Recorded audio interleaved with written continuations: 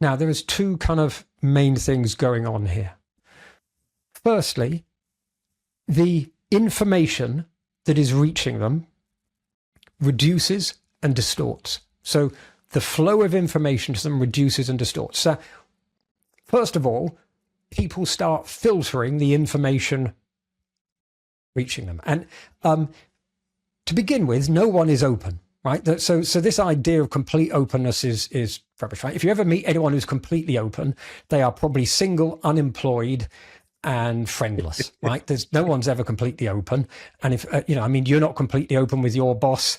If your boss brings you a completely silly idea, you're not going to turn around to someone and say, hey, boss, you are a moron, right? No one does that, right? You find another way to say it, right? Mm-hmm. Even if you think that, you're not going to say it, right? And if you are married and your partner, your spouse, if my wife says to me, hey, honey, do I look good in this? There are only a certain range of acceptable responses that I am allowed to say to her, right? That are acceptable for me to say to her, right? And likewise, if I said the same to her, right? This isn't just a male-female thing. It goes the other direction too, I'm sure, right? So complete, and the same is, no matter how open we like to believe we are, and no matter how open, right, we as a boss would like to believe that our people can be with us, right? And I've never spoken to a boss. I always ask bosses, do you think your people can be open with you? And I've never met a boss who says, no, my people can't be open with me, right? Every boss likes to believe their people can be open with them, but that's not the reality, right? There's always something people wouldn't say to you. People are always filtering what they say to you as a boss, right? And the millisecond you become their boss, that starts happening. And every time there's a crisis point or stuff gets busy and you show some irritation or you show some frustration, you start reinforcing that. Or every time you're critical about something, you reinforce that. Or every time you show some disinterest about a topic, you reinforce that. Right? So the information reaching you reduces and distorts. That information flow is not pure. So that's the first thing. That's the first way that you become distant from the people that you lead. But there's a second way, and it gets even worse, right? And this is something that every leader, including myself, really struggles to hear. But in the thousands of studies that have been done, the findings are utterly unanimous on just about every metric that has been done. Because as a result of this reduced and distorted information flow, of the thousands of studies that I've seen, looking with all sorts of measures, on every single metric that I have seen, across different industries, different cultures, leaders' ability to accurately gauge what their people, what their employees are thinking and feeling. In other words, the cognitive and emotional empathy of leaders gets less and less the higher and higher up they go, the more and more power and authority they have. So, the more senior leader you are, the less empathy you have for the people that you lead. And that doesn't mean you have less empathy as a human being. It just means because you become more distant from the people that you lead, you are less able to empathize with them because you're more distant from them. You're less able to gauge what they're thinking and feeling.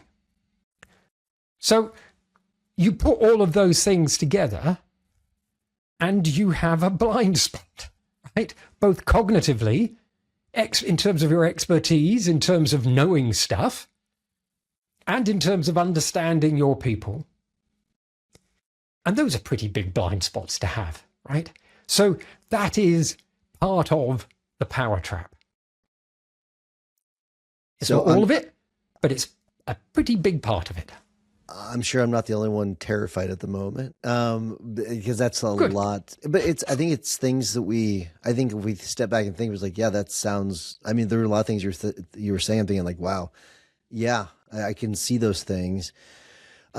I'm assuming there's ways that we can solve for these blind spots. And so let's take the first one when it comes to the filtering of information, because the filtering of information, it's probably a necessary thing, but how do we make sure that we're getting the best filtered information? Yeah. There is a degree to which I think within the legal environment, you are slightly more protected from that than other environments, but actually in a slightly more toxic way. And let me try and explain what I mean by that. Most leaders don't fail. Most leaders don't explode in a ball of flames. They don't. It's not spectacular. Most leaders become average. Most leaders become mediocre. Just mathematically, statistically, right? That's what happens to most leaders. They make a small mistake. They do something suboptimal. They miss an opportunity to do something extra. They miss an opportunity to do something, well, optimal. They miss an opportunity. They miss an opportunity to do something spectacular. To do something extra. To do something great. They just take a safer option. They make a small mistake. They do something average, right? They become mediocre. That's what happens to most leaders. That is where the reduced information flow shows up most, right? People become average or slightly below average, or a bit above average if they're lucky, right? So, and I think in a way that is where, when I say that those in the legal profession are more protected from it, but in a slightly more toxic or insidious way, what I mean is that you may get less people who crash and burn, but I think if you were to look at it on a graph, you might end up with more people in the middle. Probably less crashing and burning, but more people in the middle, and less stars. Less crashing and burning, less stars, I would imagine.